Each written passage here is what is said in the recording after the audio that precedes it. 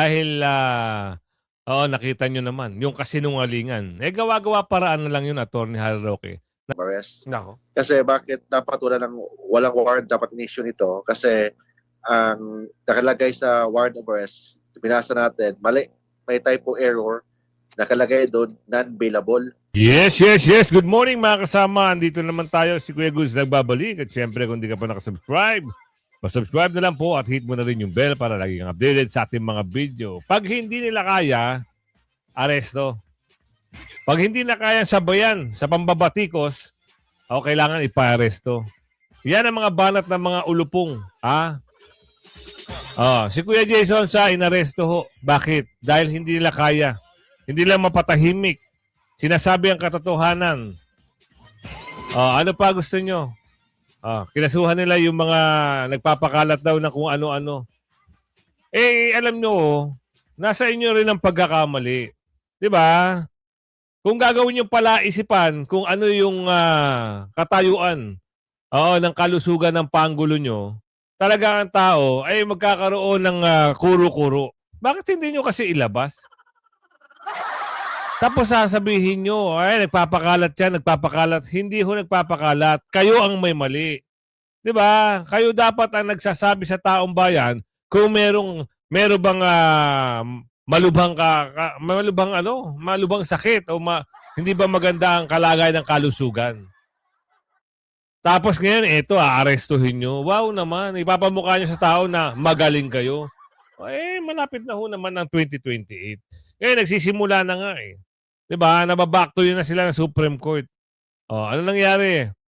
Ito, yung kasama doon sa bahay ni Manong Jay, kilala pa. Itong journalist na ito. Diba?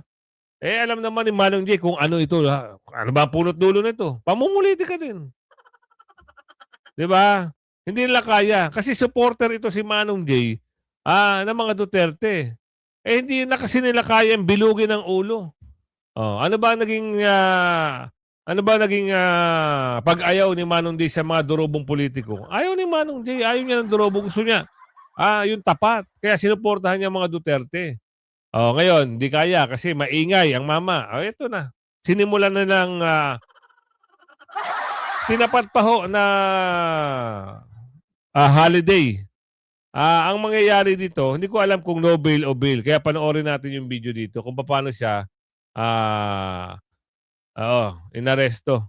Nakakaasar lang. Pero siyempre, bago natin simulan ng ating talakayan at reaksyon, mag-like at share ka na. Samahan mo na subscribe at may join button dyan. Kung gusto nyo sumali sa ating komunidad, pindutin nyo lang dyan. At doon sa dulo ng ating video, kung hindi ka pa nasi-shoutout, baka isa ka na sa na-shoutout natin. Tapusin nyo yung video. Pasok.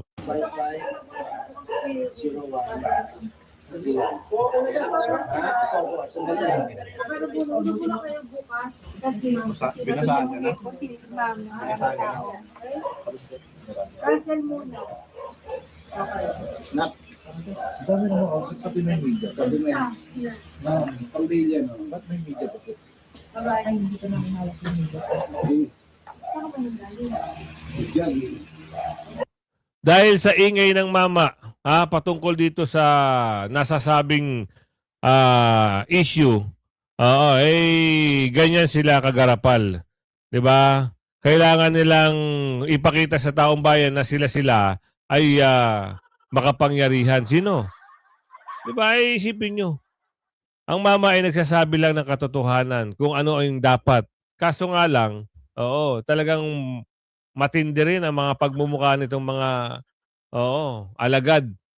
Kung sino man ng kilala niyo naman kung sino-sino sila. Nasa kanila lahat. Tuloy.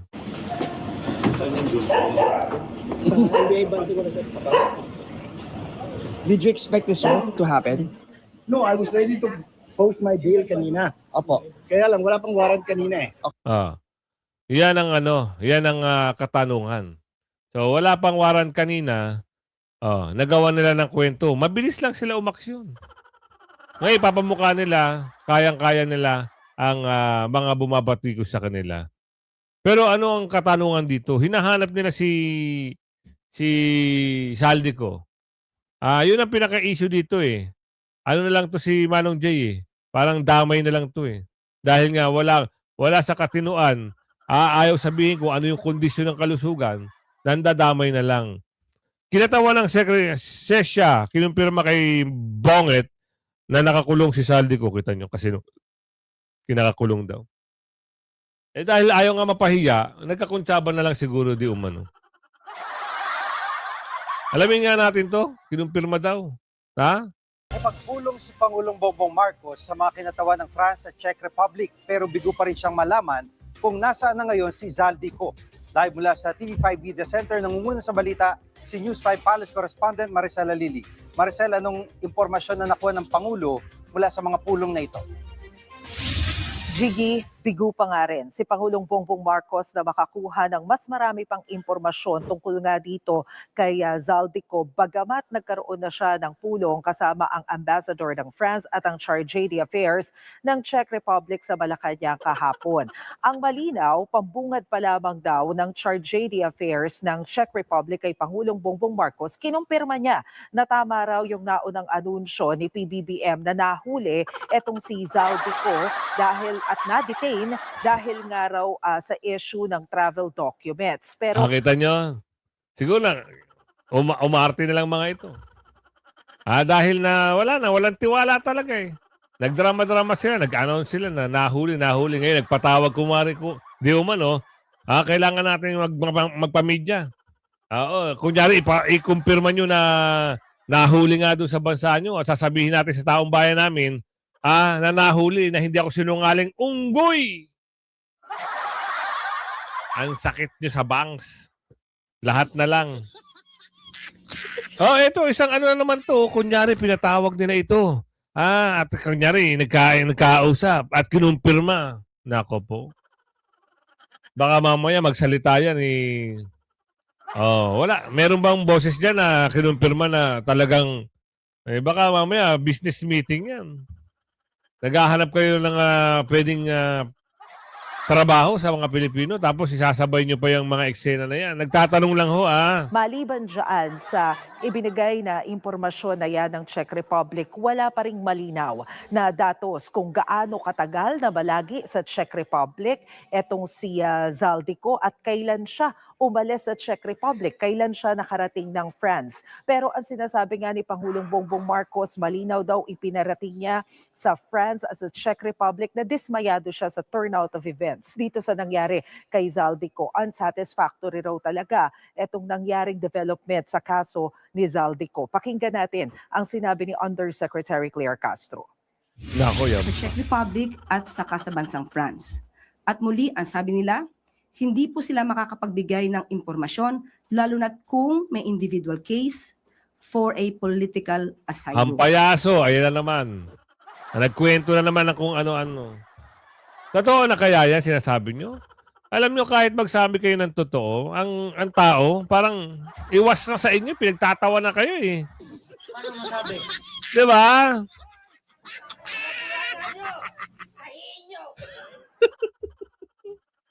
Ito kahit magsabi na siguro to ng totoo, talagang pagtatawanan. Dahil parang yung sustansya ng sinasabi niya, kulang ng mga sangkap. Nagagets nyo? Kahit meron sabihin na katotohanan, ang tingin sa kanyang taong bayan, wala, hindi magsasabi ng katotohanan yan. Yun ang tingin ng tao sa kanya. Lalo-lalo na si Aling Ledesma dahil siya ang nagsabi niyan. Ngayon, ano system nito? Nakakatuwa kayo, no?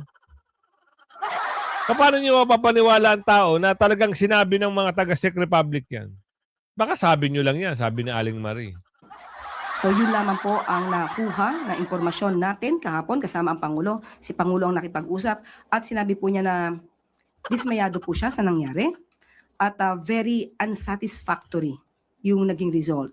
Dahil habang patuloy na nakikipag-ugnayan, Mr. President. Eto kung talagang sinabi yan, at nadidismaya kayo, dapat binidyo nyo. Yung kanilang conversation. Kasi habang kinakwento nyo yan, parang palaisipan, ano ba talaga? Bakit ba may ganyan pa? Kung halimbawa hindi kayo pinagbigyan, wala kayong magagawa. Ngayon sasabihin nyo sa media, dismayado. Anong gagawin nyo kung ayaw nila? Diba? Kung hindi gusto yung mga ginagawa nyo kasi nakakabalita sila di umano ng hindi magandang nangyayari sa Pilipinas. Kasi kung halimbawa, yan ay pwedeng ma-deport dahil kulang sa dokumento, pwede nilang i-deport yan. Walang problema dyan. Hindi eh. Kumuha ng asylum. Nag-seek ng asylum para saan? Kasi mayroong mga problema. Kailangan hindi umuwi hanggat hindi tapos ang problema. Ganon kayo dapat mag-isip. Pero ikikwento nyo, nadismayado kayo, at nag-usap sila, dapat binidyo nyo lahat ng usapan. Hindi, lalabas kayo dito. Parang lumalabas, kwentuhan na lang ito eh. Dapat mayroong video na nag-usap nga sila. Kayo, tantanan nyo na kami. Yung mga paandar nyo, hindi na hululusot sa mga Pilipino yan. Ang taong bayan, sobrang tatalino na.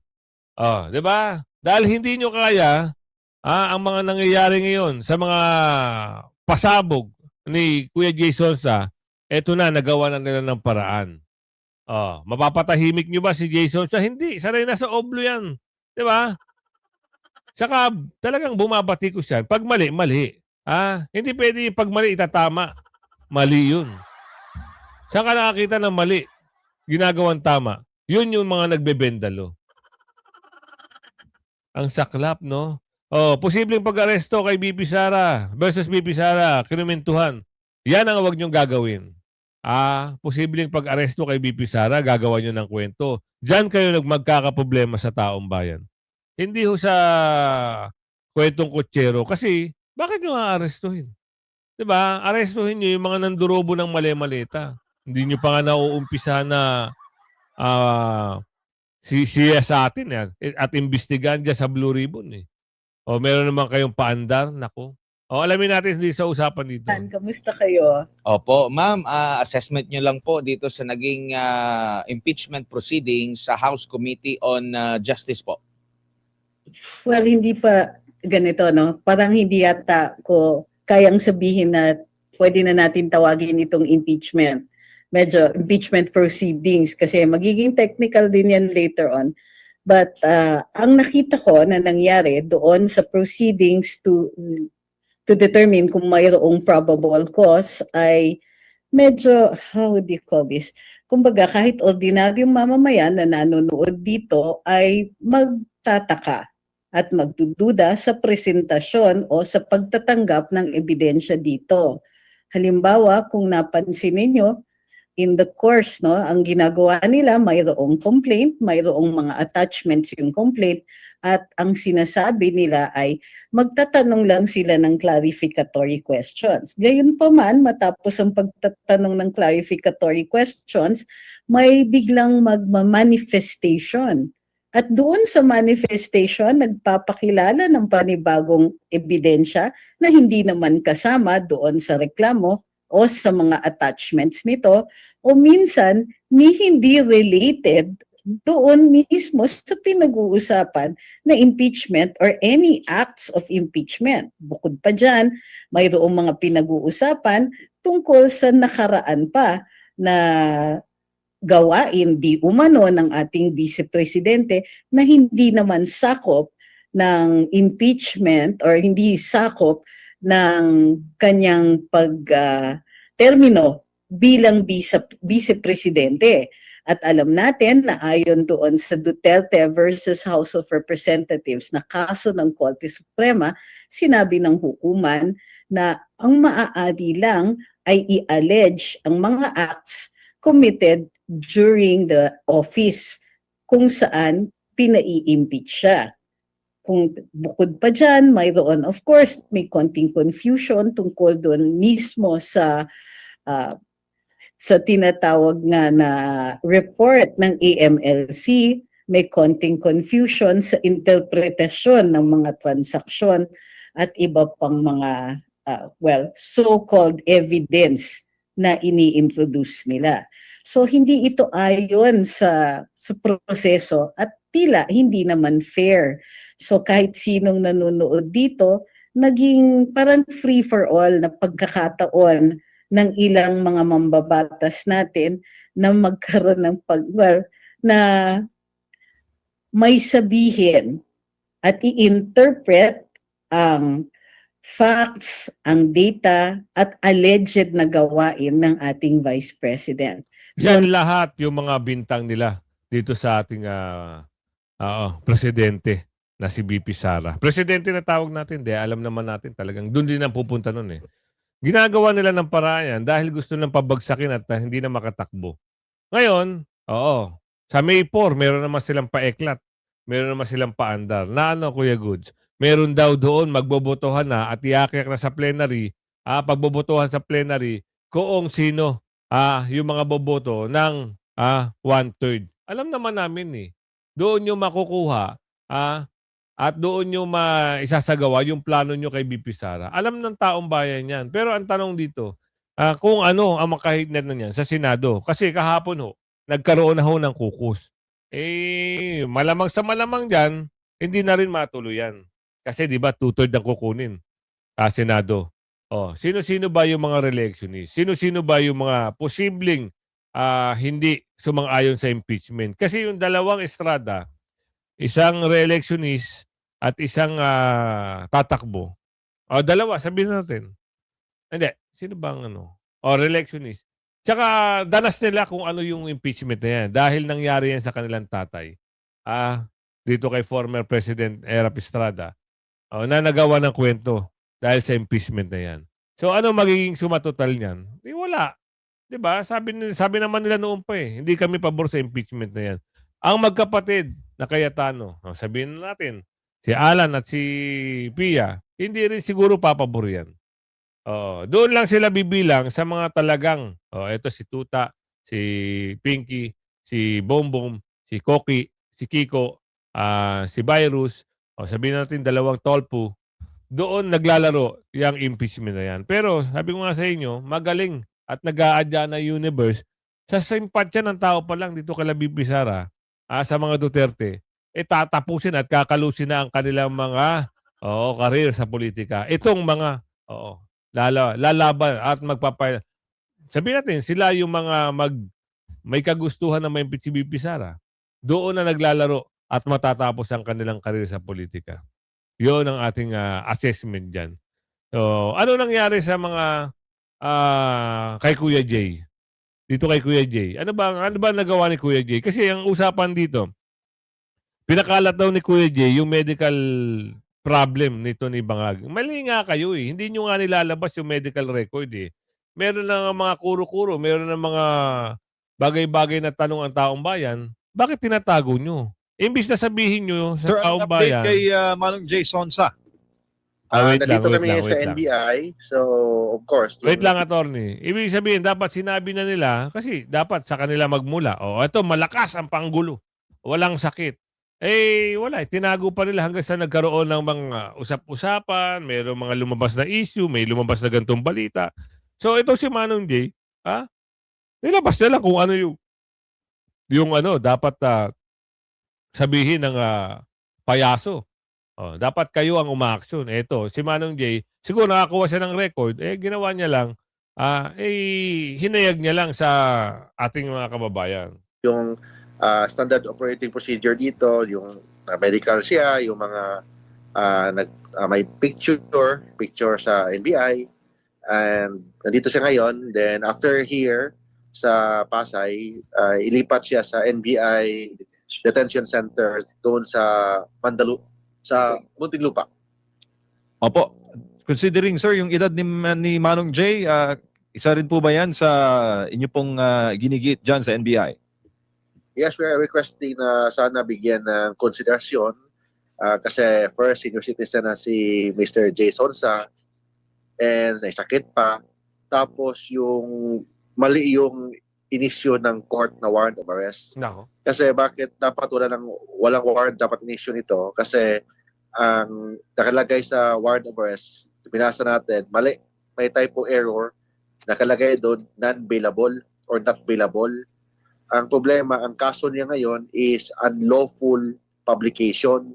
Unlawful publication, ang penalty is only up to 6 months to 6 years. So, ibig sabihin, hindi naman ito heinous crime na punishable by reclusion perpetua or higher. So, this is a bailable offense. In fact, hindi na kailangan ang bail nito. But maybe ang court nagkamali, ito namang NBI, nabasa nila na may warrant of arrest ang court, atat sila na arrestuhin. So, of course, trabaho lang naman nila yan, but we will do all the legal remedies available as soon as possible. Opo. Considering na holiday bukas, Attorney Mark, yung kliyente po ninyo mukhang talagang mananatili muna dyan po sa facility. Magbakasyon muna dito sa hotel ng NBI. Yun talaga ang mangyayari. So sabi ko nga sa NBI na, sige, mag-alaga kayo ng matanda.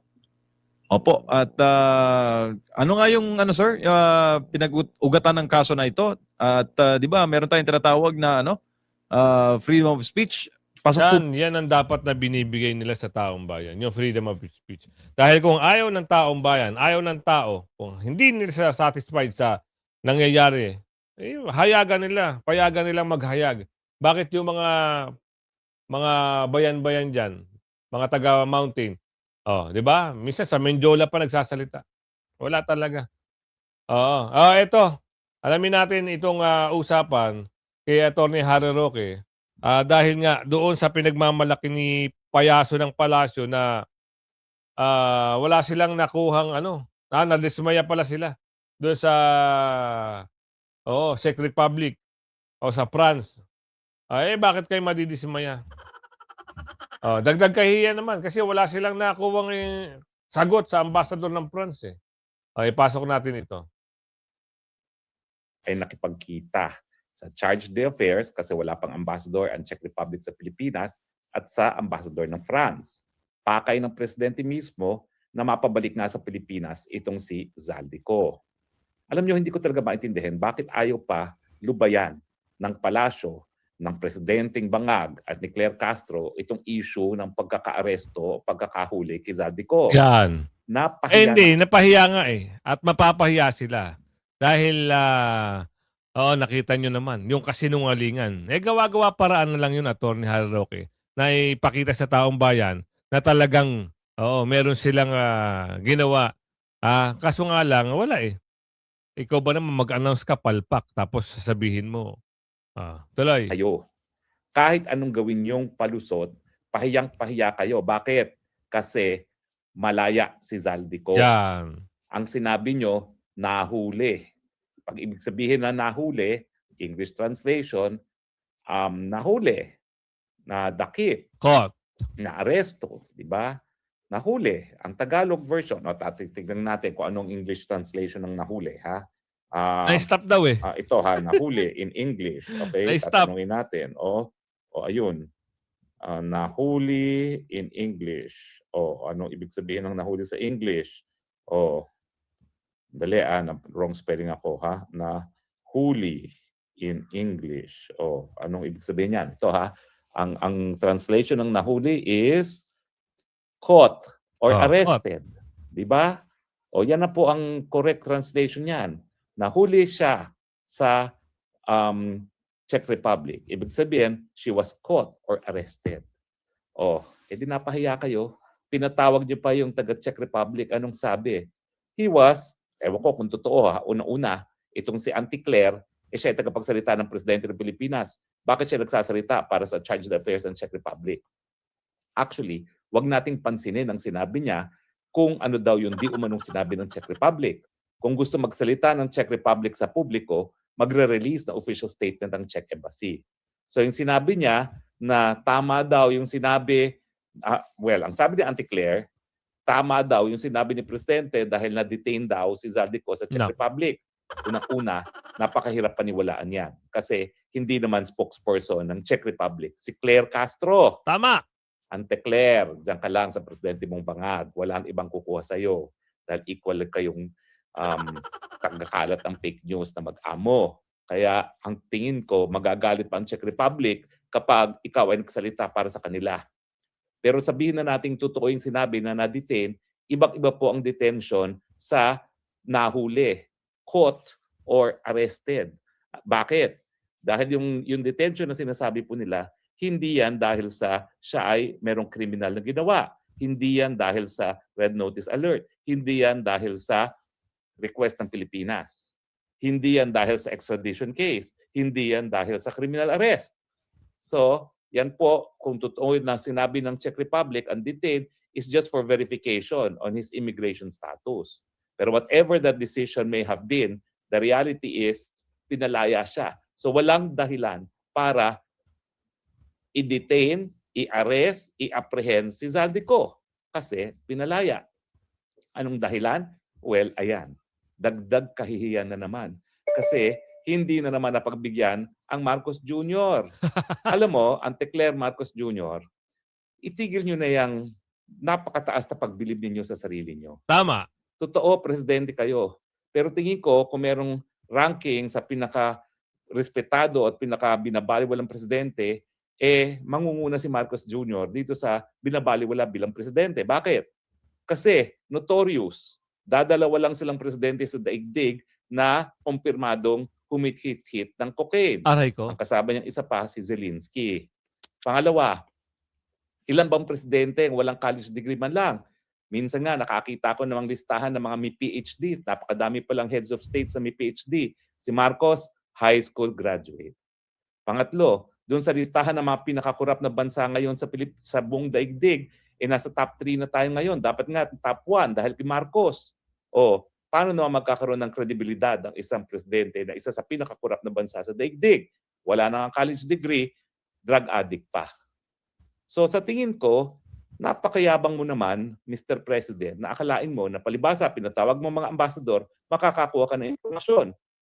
Hindi, ang ano doon, attorney, dapat live sana para konkreto. 'Di ba? Hindi ito, picture-picture lang, sasabihin ng mga reporter, eto, nakiganto, eto, babanatan naman ni payaso ng palasyo, ganto, aroy ko. Huwag niyo pinagluloko ang taong bayan. Magtitigil-tigil kayo. Dahil bakit? Palpak kayo. Tapos kung yung kapalpakan nyo gusto yung linisin, wala nang maniniwala. Unang-una, yung mga pangako ng panggulo nyo, sumablay na sa taong bayan. Pangalawa, yung katawa-tawa ng anti-Clara nyo, sumablay din sa taong bayan. Tapos ito, meron pa kayong paandar na pinatawag nyo ang mga ambasador. Anong sinabi? Sinabi nila, hindi nyo nilabas sa publiko. Walang conversation na napag-usapan. Bukandilaan nyo lang yan pero anyway, napag-usapan na natin yan. Sinabi rin ni Atty. Harry Roque na wala ang ganong sinabi. Kahit na may sinabi, di sana pinakita niya sa taong bayan kung ano yung usapan. Di ba? Lilinisin nila yung issue Wala na hindi na malilis yun. Hindi na matatabunan nyo ng kasi sirang-sira na ang pangalan nyo. Yung trust rating ng taong bayan doon sa panggulo nyo, lumagpak na. Kaya nakakahiya na lang kayo. So, eto na tayo sa shoutout segment. Marami hong talagang gusto magpa-shoutout. Dito tayo magsimula kay Ma'am Maribel Pimentel. Shoutout po sa inyo. Lagi nanonood mula Hong Kong. Kay Ma'am Maribel. Gary Bet, ayan, lagi siya nanonood. Magaling ka talagang vlogger. Galing mo pang manghula kahit panaginip lang, idol. Hindi tayo nananaginip. Hindi tayo nanguhula. Ito ay lumalabas yung sa usapin na to kay Maharlika. So, sa kanyang panaginip. Jimmy Galios, yan, shoutout sa'yo. Miss Missouri, lagi siya nanonood mula Missouri. At Adam Manusan, yan, Houston, Texas. Lagi siyang nakaantabay. Teresa Lorenzo, sa Kuwait naman siya, nanonood. Shoutout po. Susana Molino, shoutout po. California. Ang dami natin mga subscriber. Tatapusin niyo po ang video, Arturo Biano, Calgary, Canada naman siya. Shoutout po. At PJS, sa Samar naman siya nanonood. Shoutout po sa inyo. Norma Amundang, watching from Hong Kong. Shoutout po sa inyo. Ma'am Malu Mix Vlog. Yan, Ma'am Malu, hindi mo pa sinasagot sa akin, kung saan ka sa Hong Kong, baka, mag-ano kami dyan, mag-drop kami dyan. Ma'am Lolita Embradora, shoutout po sa inyo. Ay, sa mga taga Hong Kong po, kita-kita po tayo dyan. Lolita, ayun, kay Mama Jenny Rose, Jen Jerry, Loresimo, yan, Vancouver naman siya nanonood. Shoutout po sa inyo. Watching from Masbate, Felicitas Francisco, yan, shoutout po. Mario Saenz, yan, lagi siya nakaantabay. Shoutout po sa iyo, Sir Mario. Margaritonting, yan, lagi siya nanonood sa atin. Shoutout po. Solidad, watching from Australia. Shoutout po sa inyo. Sino si Aling Marie? Yan ang tanong ni Osinse. Winnie Quadera, shoutout po sa inyo, Ma'am Winnie, Michael, ayun, si Michael, ano bang nawala na? Si Sir Michael, taga saan si Sir Michael? Basta, lagi siyang nanonood sa atin. Oo. Si Sir Rendon Juan, watching from Hillsboro, Auckland, New Zealand. Julia Sugiyam, lagi siya nakaantabay. Maurisan Marites, yan, shoutout po sa inyo, Rob E, yan, shoutout po. Mamang Geb Vlog, yan, shoutout po sa inyo, Jerryville PH, shoutout po. Nensky Baker, shoutout po sa inyo. Jose Masuko, Jose Musico, shoutout po sa inyo. Abiyang, shoutout po sa inyo. Edmar Barcamante, shoutout po sa inyo. Jenny Rose Pabular, shoutout po sa inyo. At kay Mint, yan, shoutout po sa inyo. At kung umabot ka sa video na ito, antabay lang kayo. At baka mabasa natin yung comment nyo. Lagay nyo rin, isama nyo rin kung saan lugar kayo para, mabati natin kayo. Sino pa? Wala na ata. Benedict Tang, yan, shoutout po. Wala na ata. Joe Mendez Castro, yan, shoutout po. Ofelia Deslate, shoutout po sa inyo. Roger, yan, shoutout po. Rolando Gallego. Yan ayun muna. For the meantime, hanggang sa muli paki-like and share. Yan ang ating paglalambing. Bye-bye.